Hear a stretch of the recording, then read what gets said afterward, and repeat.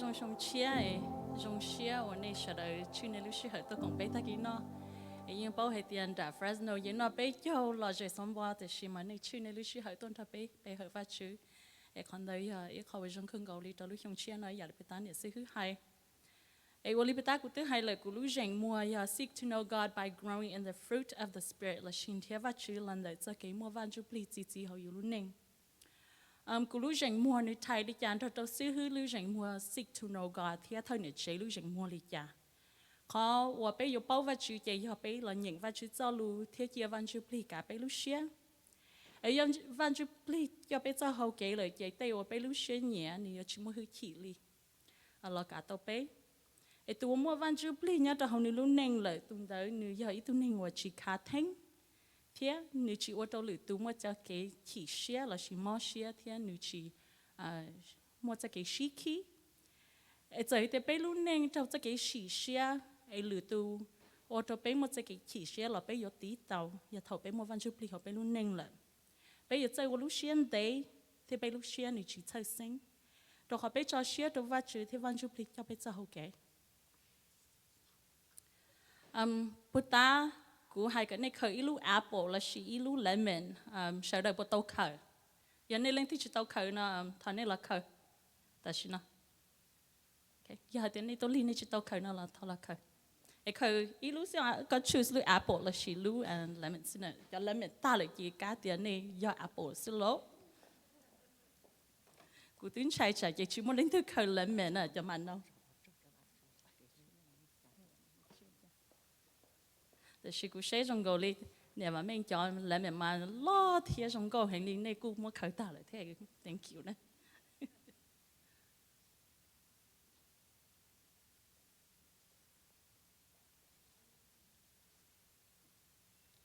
โอเคไปโตตาเลยละปะ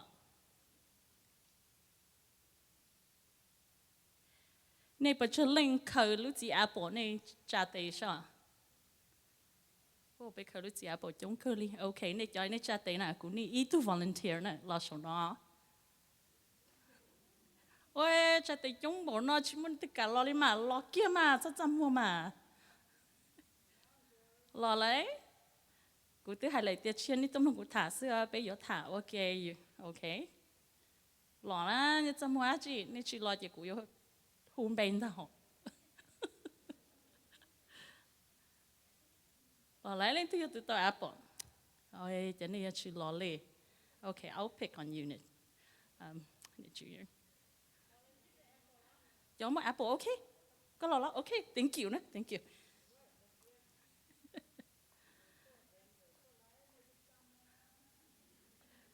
Bây giờ chúng một bình sữa ho, okay, này cho ai khởi lúc chỉ lên men là chỉ mà nấu nè, không muốn bị chết lên, cha té, thon trái đấy. Okay, cũng đi từ volunteer thế nào? Có lọ kìa. Okay, thank you, tôi nhận cho. Giờ lại. Okay, cũng không có thì giờ vì đi ra có thể khởi lúc gì apple.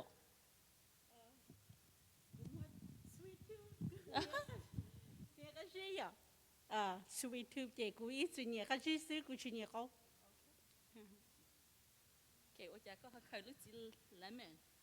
Anh thấy mà cũng như bảo thì có nhiều nung lo luôn có sát tấy hiện có thể lo. Okay.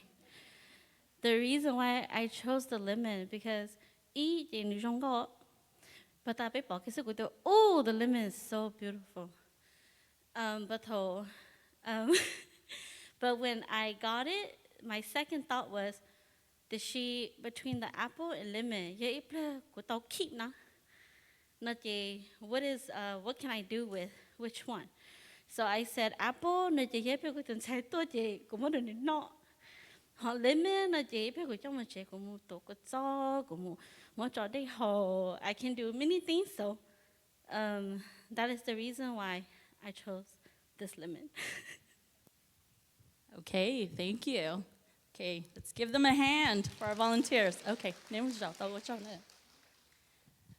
Okay, ôi giờ linh cái hai là giờ lưu chỉ apple nửa cái gì, thì lưu chỉ apple mà bé nó nửa bài nửa self tàu ấy ạ,แต่ชิมาlưu chỉ lemon mà nửa sour nửa cao này ạ, thì tay thầu mà tay lưu nửa chỉ mua trọ yên thôi thì ạ, And usually, bé chỉ nó lúc chỉ mà nó by yourself, nên cho nhìn nó câu ya maybe you might lemon by yourself, because I do too. Okay, but it's best when we add it to food to enhance the flavor. Yeah, bé món gì đầu tiên ya không nó còn nu cá cho tua này ya. Okay, ấy nên sao thì bé cho lúc chỉ apple nó cho một cho nó nếu chỉ cho chỉ trong đi chả nếu bây giờ cho chỉ apple là nếu chỉ một lúc chỉ lemon. What do you think? It's going to be an apple, right? That's right. Nếu như chỉ là chỉ một lúc chỉ lemon nó cũng chỉ tao bỏ theo. Okay? That doesn't mean that nu nó có sai lúc chỉ apple nu differentiate có lịch chả theo lúc lemon nu differentiate có lịch chả. This demonstration is just to tell us that, you know, the purpose is, you know, we have to choose what grows within us. Okay? Bé choose sai sẽ bé nó bé sa chỉ cho chỉ trong lịch chả phải đâu lịch tu. Ấy có yo cho chỉ và ba đâu lịch tu, lấy lúc chỉ apple nên phèn chống khơi à, cho khơi cái gì, là nên yo trong lấy lúc chỉ lemon và chơi canh lên theo khơi xí, okay?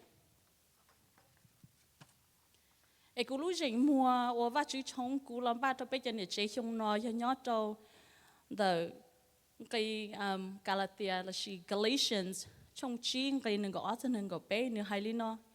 Thì she Ntsujplig chỉ lý nó yo cái hlub, cái hifa, cái xét tu, cái tí tàu, cái cú linh, cái ô rong, cái vấn gia, lu xe mua, thì you bao chu you do king. And in Galatians chapter 5 verses 22 to 23 it says, but the Holy Spirit produced this kind of fruit in our lives. It's love, joy, peace, patience, kindness, goodness, faithfulness, gentleness, and self-control. And what is that story we are very familiar with. And it's in Genesis. And it begins that, you know, there was a fruit tree in the Garden of Eden.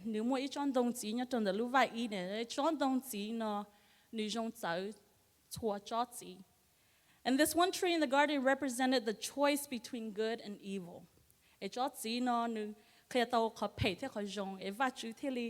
Giữ chỉ bố Adam thế im cái non để cho chị nó vì cho khỏi những cái non trên cái bao khỏi pay thế khỏi giống.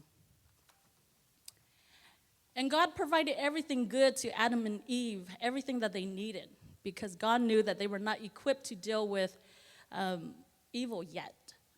The Shiva Jew in Genesis it says, you know, when God created this world, everything was good. If a chipo had the go cheat already, your boats are pay, but they ate from the tree. The shingo chimong lungo no, chotzi no, a no ning telipong do, gate of phone, the she gets how, and humanity telling my curse. And this was the beginning in Genesis. Now let's fast forward. By Tolujai was Sifu Polo, Apostle Paul shall upon the Galatians, la she Kalatias. A sifu polo keto pe nyato ho the book of Galatians hay tia pe yachu shipa din da ya. Tia toko jo to toke wo jong. Evi hay tia tu o che te o nu lu jeng kain chau nu ku yo shau te o zau lun the nu lu jeng. The shi tu o che ya Ntsujplig nya ku yo shau so shin they thau it si nyato the Ntsujplig. And that's in Galatians chapter 6, verse 8. Only Adam to even go when God created, everything was good, okay? That they were gay pay, they gave only she show better. The fruit of the Spirit, more verses to are to any selfish desires only a name that they in Txawj. Because in this case, we are not going to go pick the tree, but the fruit from the tree, but we are now the tree. Okay. Lucy her na be your John Dong. A pay your John Dong what tsis only ja by tolu to shando. Okay. Just see what's in the pay mutolu to for your phone, to go mong to lure, for patolu ling to. It's going to be a curse to lawyer and you patch out a little.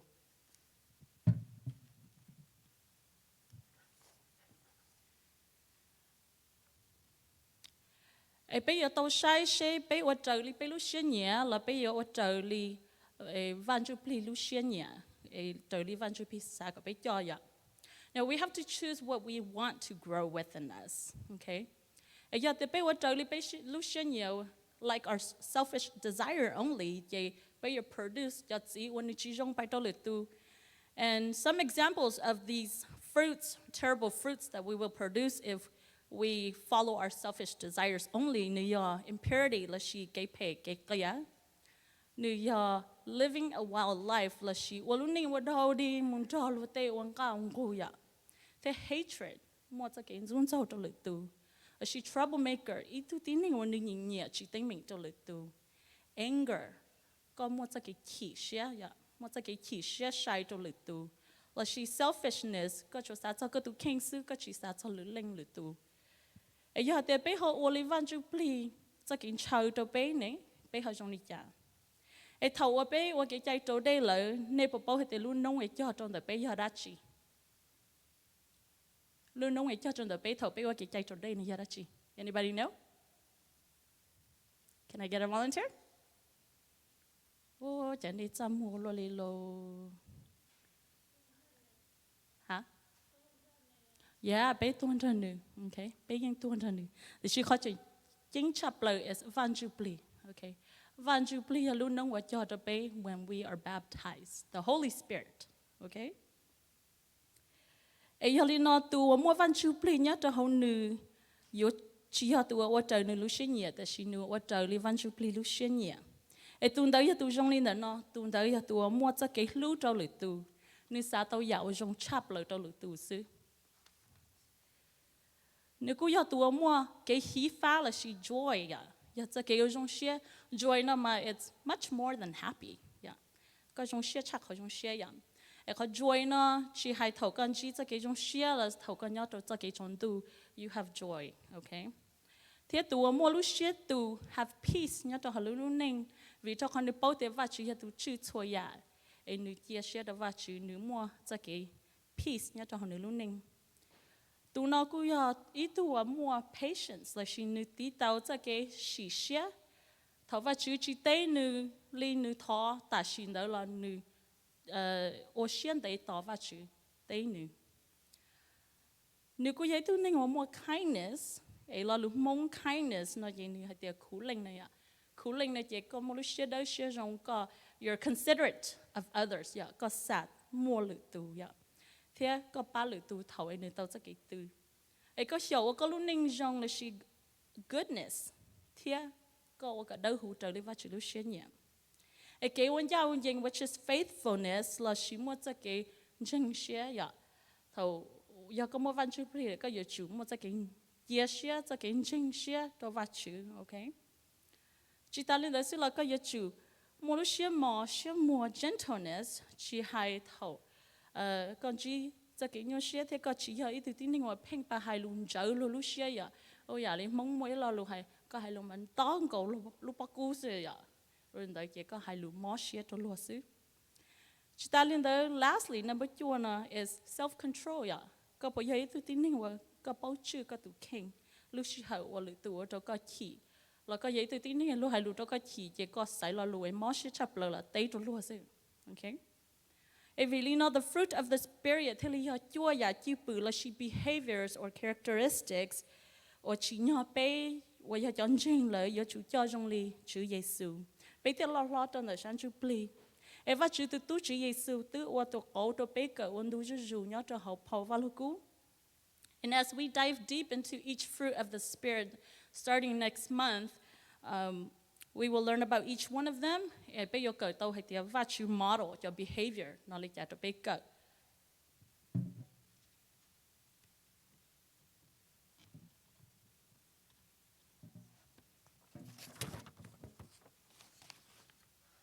Vajtswv lúc họ pia, giờ bố có thể cứu rong lên từ tu chữ Giêsu. And do you think you're like Christ? Do you have a behavior like Christ right now? Because I don't. I still have so much to learn to be like Christ. Giờ lên đó nhớ trong đời lòng là Romans chapter 8 verse 29 này thế hay tiệt. Chua tua Vajtswv sai tao lỡ Vajtswv mua nữ chư tàu ý cha có lỡ mua tu giản giữ trong này nữ tu tư Chúa Giêsu. In Romans chapter 8 verses 29 it says, "For God knew his people in advance and he chose them to be like his son." Vì cho khó bây giờ chủ trong này nữ tu tư Chúa Giêsu, we must produce and develop the fruit of the Spirit within us, so that they may see God through us. Okay? Cú sa cái có xả li nó thầu có mua hậu lử là chỉ có một gần tới còn chỉ phong như chỉ cứ tin anh cha. Do they know that you are a Christian? Là bà bảo có giấy tuân trình. Thế có cái hai lu có tu chữ bự có cái cho lu bà bảo có giấy ý tuân trình. And let me share an experience with you. A few years ago, còn nào mà chỉ ở chỗ khác cho tu khen thì chỉ có bé bỏ hay tiệt tu bé tu giản dữ này à, nếu ở đâu lử tu bỏ bé giờ tu ninh trong này cha. And a few years ago, ku pai ta la long king, and you guys know that there's only 3 people in my family: my husband, my son, and me. Okay, ye bé pai ye mua tu nhiệt tai, ô cũng tê ya.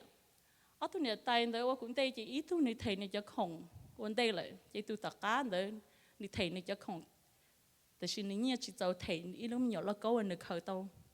Cũng mà xây tu nhiệt tai nó cũng nhớ right behind nữa xí ya. Nhiệt thầy đây nếu mua lúc câu nó xây một xây là cú xem mà nhiều lúc câu này hay liao,แต่是mà nếu nhiều chỉ giàu, vậy nên Teeb hay trong nên từ phong như hay tiệt, giờ cú nhiều lúc câu nó luôn,แต่是cú chỉ muốn nhiều giàu thể ya, vậy nên từ phong như là hay trong nên tiệt, có chỉ muốn nhiều giàu vậy lười giàu mà tôi yếu xí mà, okay, vậy nên giờ hay trong từ tú lúa cashier là hay tiệt, cú nhiều chỉ giàu vậy có muốn lúc câu này tiệt ya, so I told him, you know, it's okay, go ahead, add it to mine, I'll pay for it. So she turned around to the tai and the tilo and she said, "We play in the hide good. Ncaj what got you? Vajtswv come home to go." Ye bé tờ lo, ye cũng hay đó cũng chỉ tu dia. Ô nếu bao tiệc cũng chơi mà chịu lại. Đấy ya. Ye cái sẽ cũng cái dia. Mom ơi, cha nít chỉ bao tiệc con chơi mà chịu na. Cái thứ nào cái lú cho hay dia Vajtswv cũng tu lú nè nè. You know, lú Valentine shirt bé na này ya. Nếu có red writing này sao dia Vajtswv cũng tu lú ya. But for a moment, I thought God was testing me. And so, just wearing that shirt tells the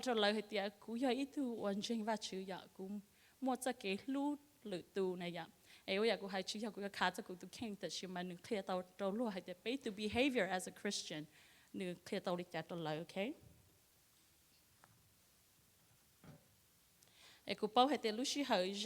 So I want to recap. How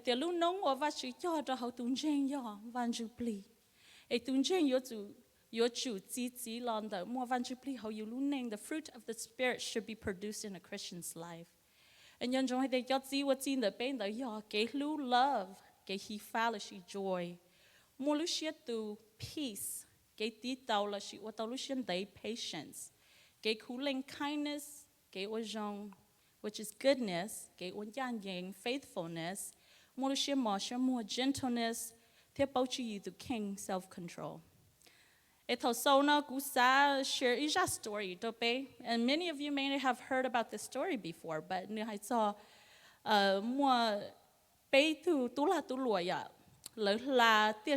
they were crossing the desert. Because and as they were crossing over a dry creek,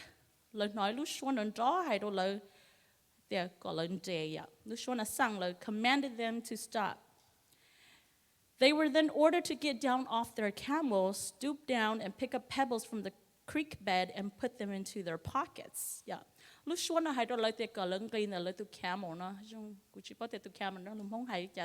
think you have to name Txoj. Okay, you look like you have not, okay? A lushwana sang like they got lunky, John the 2 days, and a curry to pose, Georgia, Lulu Nati, ya. Ye lushwan that your sang like dear Golo Moo continue to go at home, your candu, yellow Malin Jane, Tiachopuya. In the morning, they will be both happy and sad. Yeah. Ela ku chỉ tao hay tiệt vì đi cha lu xua này thì hai trâu lợn,แต่ she mà lợn uế ya li lu xua na hai trâu lợn, and they continue on through the rest of the night without stopping. Es thầu can tu song chế bé tu la tu lúa nè lợn chế tê một trâu lợn lu pocket thầu tự lo, ở cha cho bao giấy nè, chỉ cho bao giấy là ya,แต่ she nè precious jewels ya cho jewels nè cái nè chỉ trong li diamond. Ai giống ya li lu xua na hai trâu lợn they were both happy and sad ya. Lai giống share theo lời tu share. Ai giống share hay theo lời khâu tới cho bao giấy nó turn into precious jewels.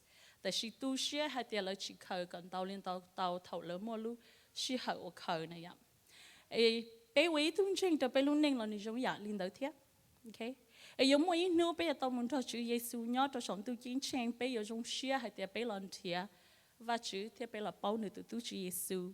Thế bây hiểu bây lúc nâng lý vật chữ kia thế vật chữ lúc xuyên nhẹ thế bây chỉ ở trong lưỡi tu bông cho kinh doanh, okay? Thì chỉ một ít chia lấy yếu tu xuyên vì trong họ lấy chỉ lần thiệt vật chữ when they had the opportunity là chỉ lấy chỉ they knew but they didn't accept it, okay?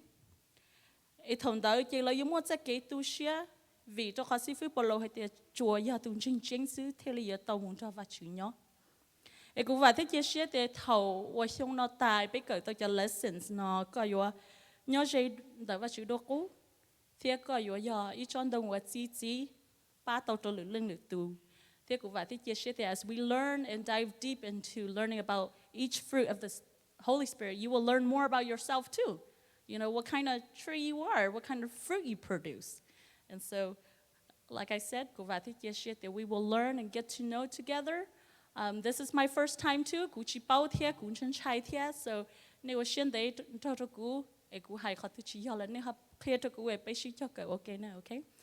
Tất cả là gì? Let me pray for us to close my Bible session here, okay? Chị bây thắp Chúa, okay? Và Chúa bây linh chỉ và nhớ sống tu và có châu đã có cái hlub và Chúa. Và Chúa thầu ở bây là chạy yếu có là bao có tụt Chúa Giêsu và Chúa thầu bây ở cái trái trâu đây luôn nông ở có cho trâu họ bây luôn ninh nữa giờ Vajtswv và Chúa please giờ nữa nhau họ bây là gì bây yếu ở tàu cho đông chỉ và chỉ bắt đầu lựa tu anh yêu bắt đầu lựa tu yếu bỏ bây through qua Vajtswv as we learn the fruits of the Spirit this year. Vajtswv thọ có chồng bé cho tụi Lucia có bé so cho 9 characteristics và có tu mua là cho bé cỡ có bé bao có and you have modeled these for us and may we learn how you model these for us and that we do the same too as a Christian. Vajtswv. Ê yo lên tới bé theo đi thằng đã có tụi Chúa Giêsu luôn bây giờ trong thân cầu. Amen.